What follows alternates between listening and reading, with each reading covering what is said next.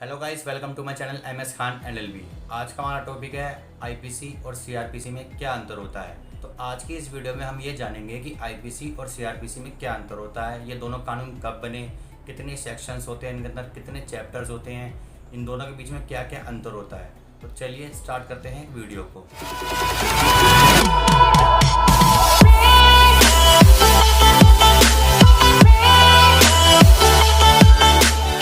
IPC की बात करते हैं। आईपीसी को इंडियन पीनल कोड भी कहा जाता है इंग्लिश के अंदर, और हिंदी में इसको भारतीय दंड संहिता भी कहते हैं, और उर्दू में इसको ताज-इराते हिंद कहा जाता है। जैसे कि आपने बहुत सारी मूवीज़ में सुना भी होगा कि ताज-इराते हिंद दफ़ा 302 के तहत सजाए मौत सुनाई जाती है, यानी हैंग टिल डेथ अंडर ताज-इराते हिंद सेक्शन 302 के तहत।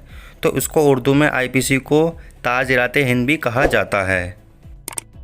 आईपीसी एक्ट 1834 में ब्रिटिश पीरियड यानी ब्रिटिश काल में एक विधि अयोग्य बना था। इसके चेयरपर्सन मिस्टर लॉर्ड मैकाले यानी मिस्टर लॉर्ड मैकाले साहब की लीडरशिप के दौरान ही उनकी रिपोर्ट के अंडर 1860 में फिर आईपीसी एक्ट बना था। और आपकी जानकारी के लिए यह भी बता दूं, यह विश्व का सबसे बड़ा डांडिक संग्रह, मतलब इससे बड़ा डांडिक कानून पूरे विश्व में और कोई नहीं है, और यह हमारी आईपीसी है।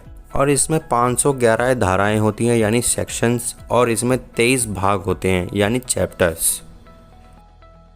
अब बात करते हैं सीआरपीसी की। सीआरपीसी को इंग्लिश में क्रिमिनल प्रोसीजर कोड भी कहते हैं, और हिंदी में इसे दंड प्रक्रिया संहिता भी कहा जाता है। यह 1973 में इंडियन गवर्नमेंट ने इंडिपेंडेंस यानी आज़ादी के बाद पालन किया गया था।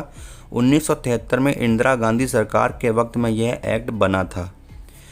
इसमें कुल सेक्शंस 484 होते हैं, और आईपीसी में कुल सेक्शन 511 होते हैं।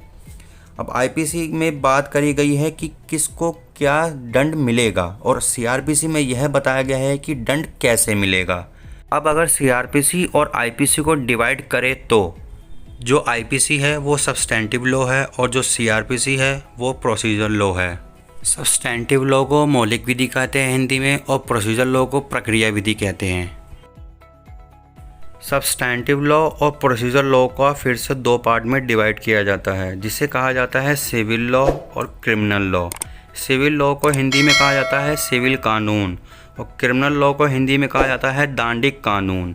सिविल कानून को उर्दू में कहते हैं दीवानी विधि, और दांडिक कानून को उर्दू में कहा जाता है फौजदारी विधि। तो आईपीसी और सीआरपीसी यह दोनों ही क्रिमिनल लॉ में आते हैं। आईपीसी सब्सटेंटिव लॉ है और सीआरपीसी क्रिमिनल लॉ है। तो अब हम इसको एक थोड़ा एग्जाम्पल के साथ भी समझ लेते हैं।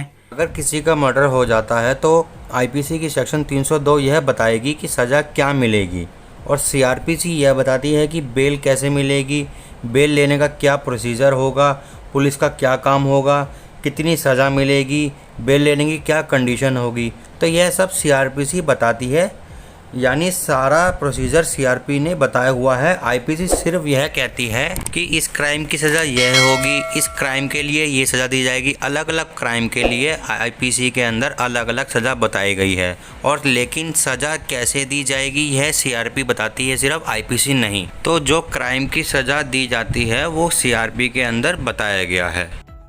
सो with this we come to end of a video. I hope so कि आपको पता चल गया होगा कि आईपीसी और सीआरपीसी में क्या अंतर होता है, ये दोनों कानून कब बने, कितने चैप्टर्स होते हैं, कितने सेक्शंस होते हैं इनके अंदर, इन दोनों का बीच का डिफरेंस आपको अच्छे से मालूम हो गया होगा।